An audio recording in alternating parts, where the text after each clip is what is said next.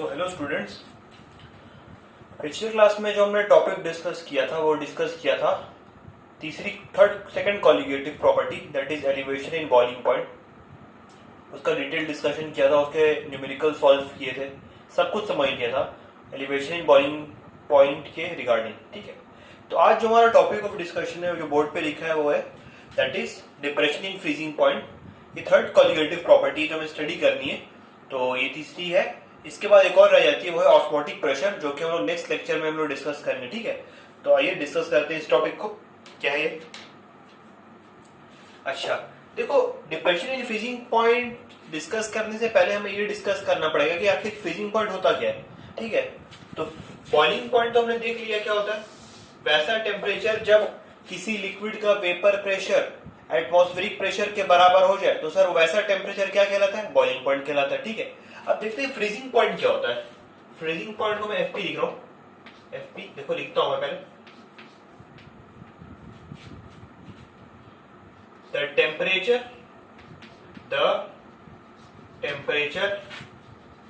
at which the temperature at which vapor pressure of the temperature at which the vapor pressure of the component at solid state is equal to the vapor pressure at liquid state। ठीक है, क्या समझा हमने इसे? देखो, हमने ही समझा कोई भी कंपोनेंट है मान लो, तो अगर उसका मुझे फ्रीजिंग पॉइंट डिटरमाइन करना है तो फ्रीजिंग पॉइंट वो टेम्परेचर होगा जब vapour pressure of the component eight solid state जाहिर सी बात है, कोई ना कोई कंपोनेंट है तो उसको लिक्विड स्टेट में वेपर प्रेशर होगा। अच्छा, हमने तो ये पढ़ रखा है कि सर लिक्विड स्टेट में ही कुछ ना कुछ वेपर प्रेशर है, मगर एक चीज और मैं आपको बता चलूं कि सॉलिड स्टेट का भी कुछ ना कुछ वेपर प्रेशर होता है कोई कंपोनेंट का।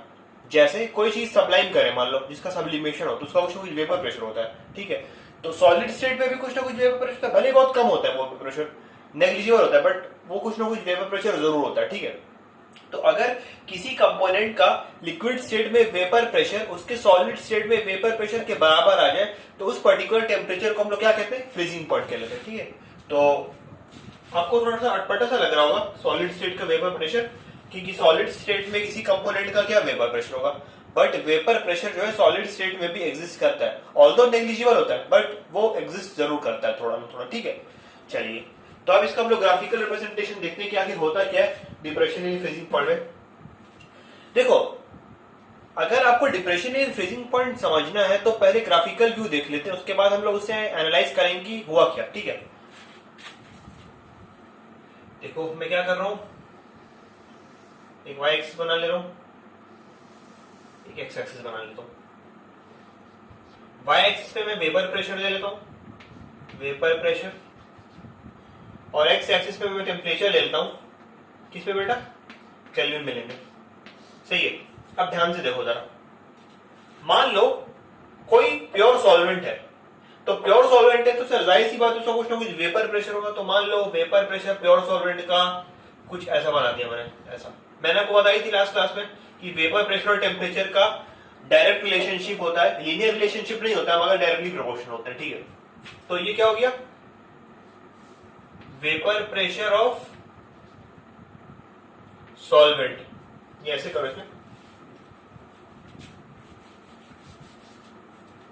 इसको जरा नीचे की तरफ दिखा देते।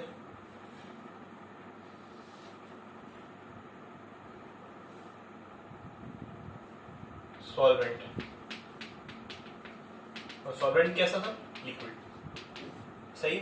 अब मैंने आपको लास्ट क्लास में बताया था जब किसी नॉन वोलेटाइल सॉल्यूट को इंट्रोड्यूस करते हैं हम लोग किसी सॉल्वेंट में तो वेपर प्रेशर सॉल्यूशन का जो होता है वो कम हो जाता है।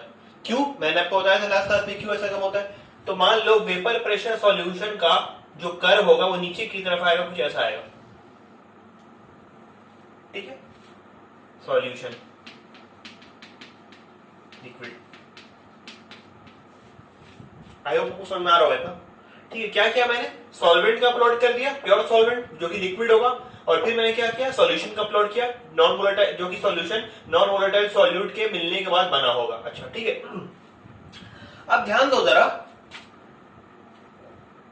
इतना समझ में आया सबको? ठीक है, अब देखो मैं एक चीज समझाना चाहता हूं आपको अगर नहीं समझ में आ रहा ये पॉइंट कि किसी एक पर्टिकुलर टेम्परेचर पे वेपर प्रेशर किसका ज्यादा होगा, तो एक काम करो, ये टेम्परेचर ले लो मान लो, या इसको ना लेके ये टेम्परेचर ले लो, इसके ऊपर ऐसे ऐसे मैंने परपेंडिकुलर ड्रॉ की इसके ऊपर, इसके करस्पॉन्डिंग से वेपर प्रेशर क्या है, ये वाला, उसी के करस्पॉन्डिंग लाइन को ऊपर लेके आए तो कुछ ऐसा यहाँ पे आएगा, उसके करस्पॉन्डिंग वेपर प्रेशर क्या आएगा, ये आएगा।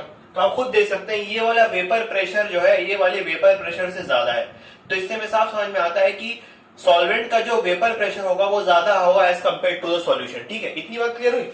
ओके, नेक्स्ट देखो हम लोग आगे बढ़ते हैं, क्या करना है इसमें। नेक्स्ट जो पॉइंट डिस्कस करना है वो क्या है, देखो जरा ध्यान से देखना। देखो अभी तक तो मैंने डिस्कस किया सॉल्वेंट जब लिक्विड होगा, ठीक है, और सॉल्यूशन लिक्विड होगा। अच्छा ऐसा भी हो सकता है सॉल्वेंट से सॉलिड हो, तो सर सॉल्वेंट जो सॉलिड होगा इसका कर्व कुछ ऐसा आता है इस तरह से। ये सारे के सारे एक्सपेरिमेंटल डेटा था, ठीक है, एक्सपेरिमेंट से मतलब वैल्यूज निकाली गई और उसके बेसिस पे फिर प्लॉट किया गया, ठीक है, तो ये उससे निकल के आया, सही है। अच्छा मैंने आपको बताया था कि जब अच्छा ये क्या हुआ, सॉल्वेंट सॉल्वेंट सॉल्वेंट सॉलिड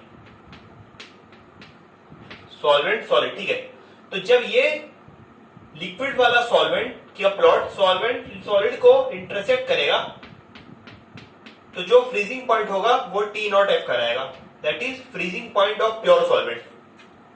क्या कहा मैंने, देखो जब लिक्विड सॉल्वेंट का जो वेपर प्रेशर का जो प्लॉट होगा वो सॉलिड सॉल्वेंट के वेपर प्रेशर को जो कट करेगा तो उस पर्टिकुलर टेम्परेचर को हम लोग freezing point of pure solvent कहेंगे, that is T naught F, सही है।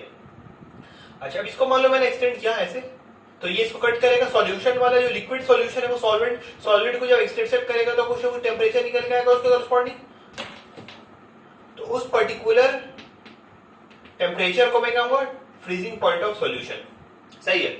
तो आप खुद देख सकते हैं जो freezing point of pure solvent था वो ज्यादा है as compare to freezing point of the solution. Freezing point of solution जो है वो कम है as compare to the freezing point of solvent, ठीक है। तो इसी से हमें क्या समझ में आया, देखो ये कमी ऑब्जर्व की गई इतनी की, इस पर्टिकुलर चीज को हम लोग क्या बोलते हैं, delta TF, depression in freezing point, सही है। इसी पर्टिकुलर चीज को हम लोग क्या बोलते हैं, delta TF, that is depression in freezing point, सही है। इतना क्लियर हुआ? तो देखो मैं समराइज कर रहा हूं फिर से कि जब भी हम किसी नॉन वोलेटाइल सॉल्यूट को किसी प्योर सॉल्वेंट में इंट्रोड्यूस करते हैं तो जो फ्रीजिंग पॉइंट होता है सॉल्यूशन का वो कम हो जाता है as compare to the solvent, ठीक है। इसी कंपैरिजन को, इसी रिडक्शन को, इसी डिप्रेशन को हम लोग क्या बोलते हैं, डिप्रेशन इन फ्रीजिंग पॉइंट। आपने देखो एलिवेशन इन बॉइलिंग पॉइंट में क्या पढ़ा था, जब कोई नॉन वोलेटाइल सॉल्यूट किसी सॉल्वेंट में ऐड करते हैं तो उसका बॉइलिंग पॉइंट बढ़ जाता है, एलिवेट हो जाता है, तो उसको बोलते हैं एलिवेशन इन बॉइलिंग पॉइंट, ठीक है। और उसी तरह अगर फ्रीजिंग पॉइंट घट जाए मतलब डिप्रेशन हो फ्रीजिंग पॉइंट में तो उसको क्या बोलेंगे, डिप्रेशन इन फ्रीजिंग पॉइंट, ठीक है। तो आई होप आपको समझ में आ गया होगा क्या हुआ, सही है। यहां पे इतना अगर आपको समझ में आ गया तो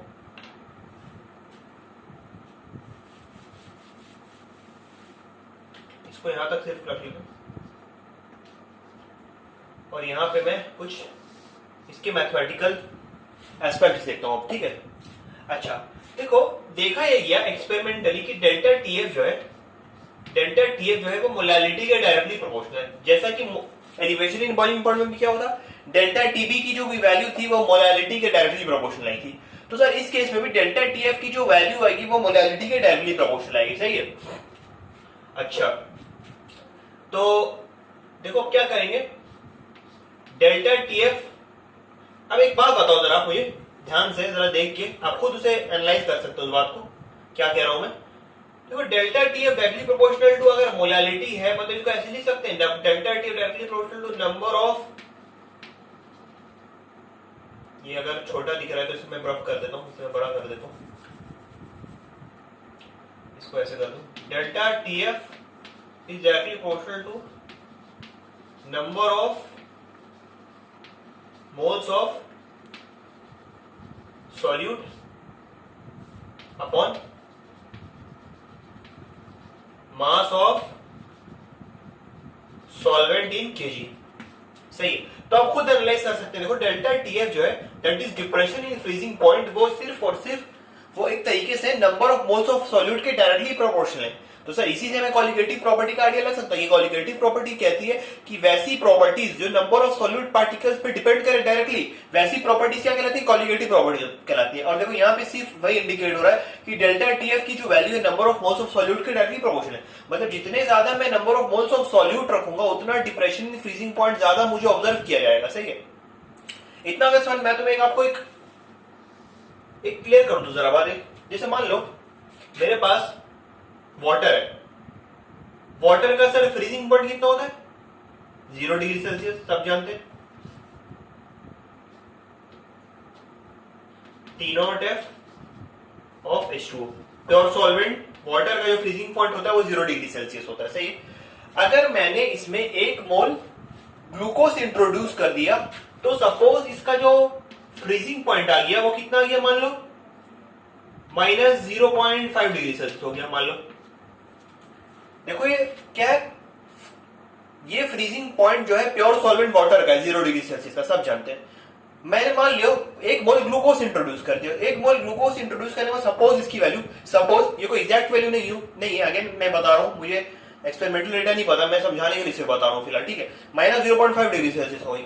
अच्छा, अगर 1 मोल ग्लूकोज के अलावा मैंने 2 मोल शुगर ले लिया तो 2 मोल शुगर में जो ग्लूकोज जो नेक्स्ट आएगी TF2 की वैल्यू आएगी वो -0.7 डिग्री होगी। मतलब उससे डेल्टा टीएफ जो होगा उस केस में ज्यादा होगा एज कंपेयर टू फर्स्ट। मतलब जब मैं 1 मोल ग्लूकोज ले रहा हूं तो उसमें कुछ डेल्टा टीएफ आएगा। अगर मैंने 2 मोल शुगर ले लिया तो ये नहीं कहेगा कि शुगर दूसरी चीज है। मतलब ये हमें इस तरीके से एनालाइज करना पड़ेगा जैसे कि शुगर में 2 मोल मैंने लिए और ग्लूकोज में मैंने 1 मोल लिए, तो इसमें मोल ज्यादा है। मोल सर शुगर में ज्यादा है। शुगर में ज्यादा हो गया अगर मोल, तो जाहिर सी बात है कॉलिगेटिव प्रॉपर्टी की वैल्यू भी शुगर में ज्यादा हो गई एज कंपेयर टू ग्लूकोज। तो अगर कॉलिगेटिव प्रॉपर्टी की वैल्यू ज्यादा हो गई एज कंपेयर टू ग्लूकोज तो डिप्रेशन इन फ्रीजिंग पॉइंट भी शुगर के केस में ज्यादा ऑब्जर्व किया जाएगा।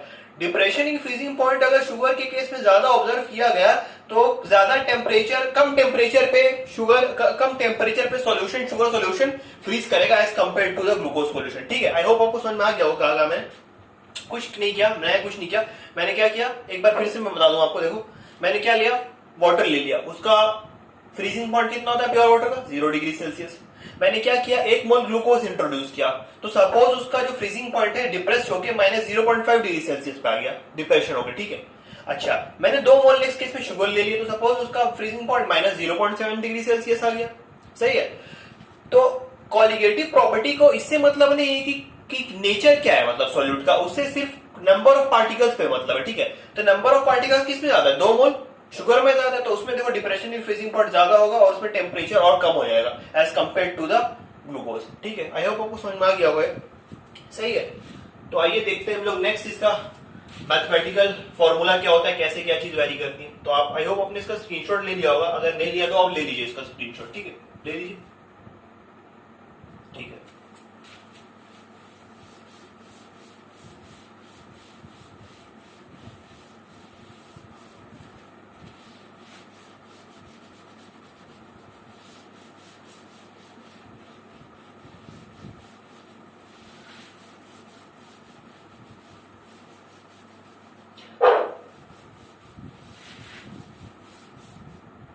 देखिए साहब नेक्स्ट जो हमें स्टडी करना है वो क्या स्टडी करना है, delta TF is directly proportional to the molality. पढ़ रखा है हमने अभी थोड़ी देर पहले।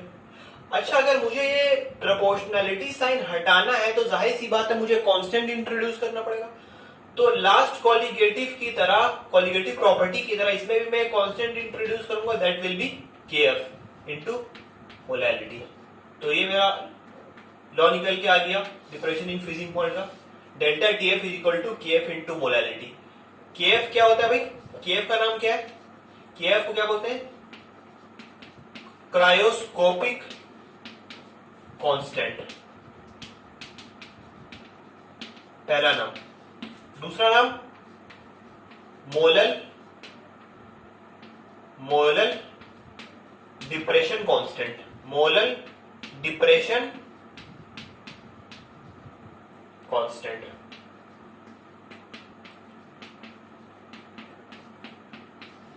सही है। Cryoscopic constant, molar depression constant, सही है। ये दो नाम इसके हो गए, क्लियर। केएफ का नाम, केएफ के दो नाम, क्रायोस्कोपिक कांस्टेंट और मोलर डिप्रेशन कांस्टेंट, क्लियर। अच्छा, नेक्स्ट देखो यूनिट्स ऑफ केएफ।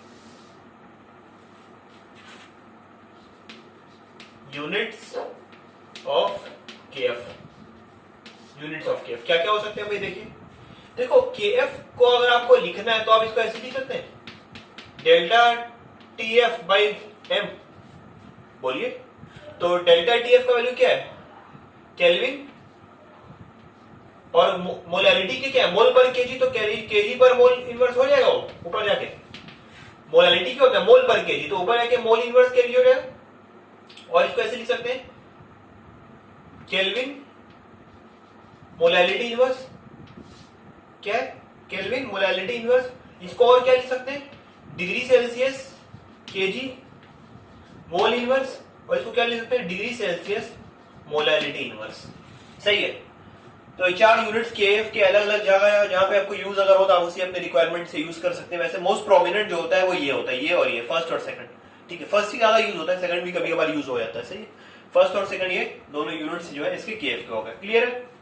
अच्छा, नेक्स्ट देखो, ये जो इक्वेशन है हमारा delta TF is equal to KF into molality, इसको जरा और हम लोग एक्सपैंड करें तो किस नतीजे पे पहुंचेंगे हम लोग? देखो, delta TF is equal to KF into molality क्या होता है बेटा? Number of moles of solute. Number of moles of solute क्या होगा? W by M B, given mass of solute by molar mass of solute. Delta TF is equal to KF into molality, that is number of moles of solute per KG of solvent, per KG of solvent. तो अगर ये KG में रहा पहले से given mass of solvent, तो ये formula हम लोग यूज करेंगे, सही, क्लियर है। अच्छा, अब देखो डेल्टा टी, अगर मान लो सॉल्वेंट का मास ग्राम में दिया रहा है तो क्या करेंगे? डब्ल्यू बी, इसको ऐसे लिख दो,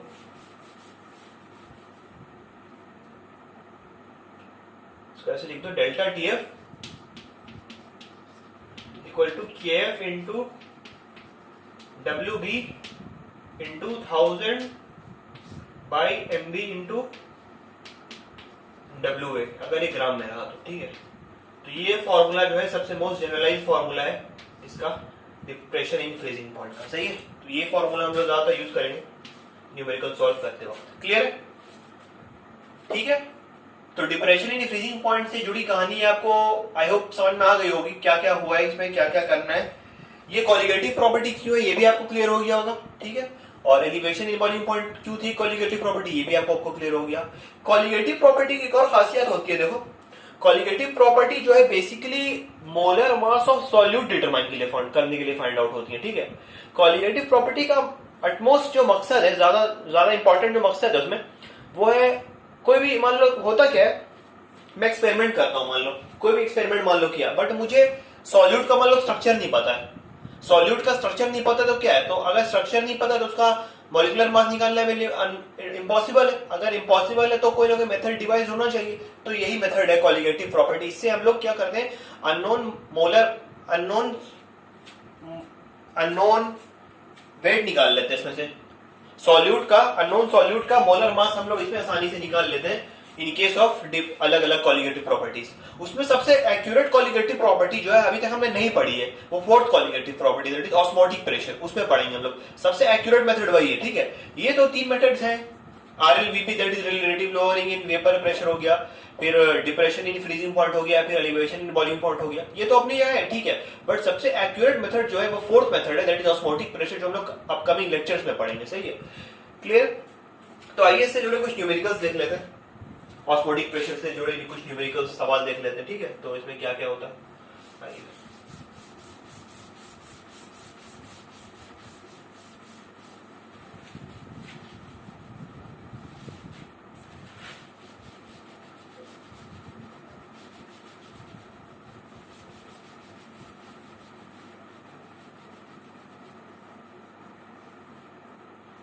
ये फॉर्मूला में इधर ही रखे हैं मैंने, तो ठीक है, हम लोग यूज करेंगे इसे,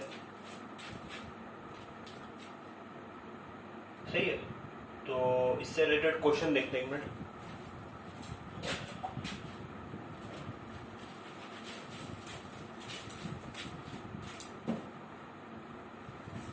एक क्वेश्चन है देखो इससे रिलेटेड, बेसिक सा क्वेश्चन है, सीबीएसई दिल्ली 2008 में आया हुआ क्वेश्चन है, सीबीएसई दिल्ली 2008 में आया हुआ है, बेसिक सा क्वेश्चन है, कॉन्सेप्ट को समझने के लिए आइए देखते हैं। Calculate the temperature at which a solution containing 54 gram of glucose in 250 gram of water will freeze. देखो हमें क्या दिया हुआ है, गिवन मास ऑफ सॉल्यूट दिया है कितना, 54 ग्राम। अच्छा हमें सॉल्यूट भी पता है क्या है, सॉल्यूट क्या है भाई, ग्लूकोज है, ग्लूकोज का सर मॉलिक्यूलर मास कितना होता है, 180 ग्राम पर मोल। अच्छा हमें देखो क्वेश्चन में WA भी दिया हुआ है, WA क्या है, देखो ये मैं यहाँ पे लिख देता हूं, आपको अगर टर्मिनोलॉजी समझ में नहीं आ रही है तो मैं यहाँ पे क्लियर कर देता हूं। देखो डेल्टा TF क्या है, डिप्रेशन, वो क्वेश्चन एक मिनट छोड़ दो, वापस इस पे आ जाओ, depression in freezing point, depression in freezing point, ठीक है। KF क्या है, cryoscopic constant, cryoscopic constant. WB क्या है,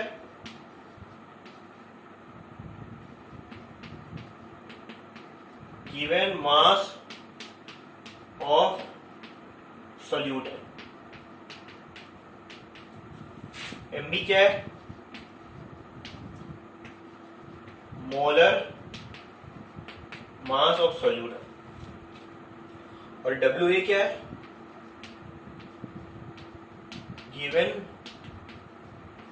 मास ऑफ सॉल्वेंट, ठीक है,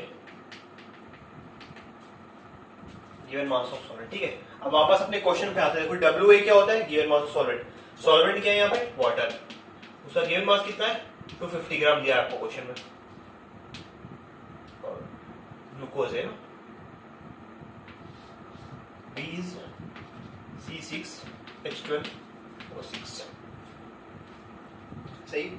अच्छा देखिए क्वेश्चन में KF भी दिया हुआ है वाटर का, KF ऑफ H2O जो है क्वेश्चन में आपको दिया हुआ है 1.86 केल्विन kg मोल इनवर्स, सही है। क्वेश्चन में हमको क्या निकालना है, क्वेश्चन में तुम्हें निकालना ये है कि अगर मैं 54 ग्राम ऑफ ग्लूकोज 250 ग्राम पानी में मिक्स कर दो तो वाटर किस टेम्परेचर पे फ्रीज करेगा, नहीं समझे। क्वेश्चन ये है, अगर ये पूछता कि sir freezing point of water बताओ, तो सर वो तो सब जानते हैं 0 डिग्री सेल्सियस। प्रॉब्लम ये आती है कि 54 ग्राम ऑफ ग्लूकोज अगर मैंने 250 ग्राम पानी में मिक्स कर दिया तो कितने टेम्परेचर पे फ्रीज करेगा, that is depression in freezing point निकालना, ठीक है। KF वगैरह दिया हुआ है, ठीक है। तो क्या करेंगे लोग, delta TF equal to KF into molality, सही है। देखो सारी चीजें दी हुई है इधर की तरफ, KF पता है हमें, WB पता है हमें, MB पता है, WA निकालना, ठीक है। डेल्टा TF हम लोग कैलकुलेट कर लेंगे, डेल्टा TF पुट करो वैल्यू सारी की सारी, डेल्टा TF जब आप कैलकुलेट करेंगे तो वो निकल के आएगा, डेल्टा TF जो आपका निकल के आएगा वो निकल के आएगा 2.232 केल्विन। मैंने डायरेक्टली देख के बता दिया, कैलकुलेट कर लिया, ठीक है, तो देख के बताया, आप जरूर में कैलकुलेट जरूर करिएगा इसको, ठीक है। डेल्टा TF देखो निकल गया, डेल्टा TF निकलने के बाद हमें डेल्टा TF सर नहीं चाहिए, हमें क्या निकालना है, हमें निकालना है TF। TF is the most important thing we have to find. तो TF क्या होता है, TF क्या होता है, T0F minus TF is equal to 2.232, सही है। TF क्या आ गया, T0F minus TF equal to 2.232। अब मैं देखो थोड़ा सा एडजस्ट कर रहा हूं इसे, मैं यहां लेके आ रहा हूं इसको, आई होप आपको समझ में आ जाएगा। तो T0F कितना होता है, देखो 273, पानी के लिए फ्रीजिंग पॉइंट कितना होता है 273 केल्विन, माइनस 2.232 जो होगा वो TF होगा। तो आप इसको जब आप सब्ट्रैक्ट करेंगे तो TF की वैल्यू आप लोगों को निकल के आ जाएगी, तो वो फाइनल आंसर हमारा हो जाएगा 273 माइनस 2.232 करेंगे तो निकल के आएगा 270, कर लेते हैं 273 2.232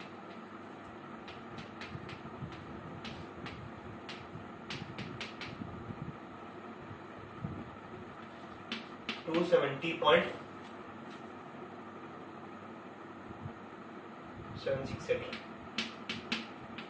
चलो तो ये फाइनल आंसर हो गया, सही है। बेसिक सा क्वेश्चन था, समझाने के लिए कॉन्सेप्ट को, कोई नई बात नहीं है। सीबीएसई दिल्ली में शायद मेरे ख्याल से 2 नंबर में आया था, उस जमाने में 2 में आया था, 3 नंबर में इसी में कुछ आया था। अच्छा, एक चीज मैं आपको क्लियर कर देना चाहता हूं, देखो मैं पहले ही बता चुका हूं प्रीवियस लेक्चर में आपको। फिलहाल जो हम लोग डील कर रहे हैं, ऐसे सॉल्यूट डील कर रहे हैं जो नॉन वोलेटाइल और नॉन इलेक्ट्रोलाइट है, ठीक है। नॉन वोलेटाइल तो है ही और नॉन इलेक्ट्रोलाइट भी। नॉन इलेक्ट्रोलाइट का मतलब वो है कि वो आयंस में डिसोसिएट नहीं करते। अगर वो आयंस में डिसोसिएट नहीं करते तो हम यही वाला फॉर्मूला उनका यूज करेंगे, delta TB is equal to KV into molality, delta TF is equal to KF into molality, delta P by P is equal to mole fraction of solute. हम लोग यही फॉर्मूला यूज करेंगे। But in case अगर solute ऐसा है जो electrolyte है, जैसे NaCl, तो उस केस में फॉर्मूला जो है चेंज हो जाता है। जो हम लोग अपकमिंग लेक्चर में पढ़ेंगे, जब हम लोग वैन हॉफ फैक्टर डील करेंगे, एब्नॉर्मल मोलर मास, ठीक है, तब हम लोग को पता चलेगा कि ये फॉर्मूला हम लोग नहीं यूज कर सकते। उसके लिए एक अलग से एक टर्म लगाना पड़ेगा, i, that is van't Hoff factor, small i मतलब हो जाएगा एक, वो हम लोग तब पढ़ेंगे, ठीक है। बट फिलहाल अभी ये समझ लें कि हम लोग नॉन वोलेटाइल और नॉन इलेक्ट्रोलाइट सॉल्यूट्स ही डील कर रहे हैं, ठीक है। क्लियर है? चलिए,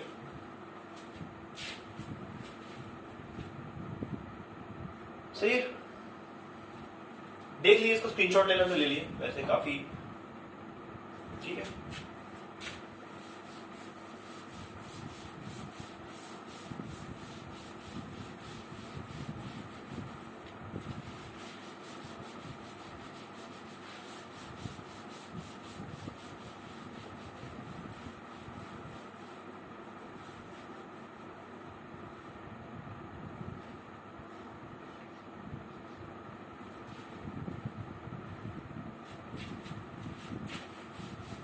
सही है, चलिए। तो इस लेक्चर में देखो हमने क्या क्या सीखा। इस लेक्चर में हमने जो सीखा, सबसे पहले वो डिप्रेशन इन फ्रीजिंग पॉइंट से रिलेटेड ग्राफ सीखा, क्या होता है, समझा डिप्रेशन इन फ्रीजिंग पॉइंट होता क्या है, ठीक है। डिप्रेशन इन फ्रीजिंग पॉइंट से रिलेटेड कुछ एक न्यूमेरिकली किया, ठीक है, सब टर्मिनोलॉजी समझी क्या क्या होती है। नेक्स्ट लेक्चर में हम लोग डिस्कस करेंगे, वो इसके डिस्कशन जो होगा इससे न्यूमेरिकल्स का होगा, और इसमें हम लोग आगे बढ़ेंगे न्यूमेरिकल्स में, डिप्रेशन इन फ्रीजिंग पॉइंट में। जेई और नीट वगैरह के भी एक दो न्यूमेरिकल्स देखेंगे, ठीक है। तब तक इस टॉपिक को आप एक बार समझ लीजिए, उसके बाद हम लोग नेक्स्ट प्रोसीड करेंगे टॉपिक में, तो वो थोड़ा इंपॉर्टेंट होगा, ठीक है। Okay, thank you.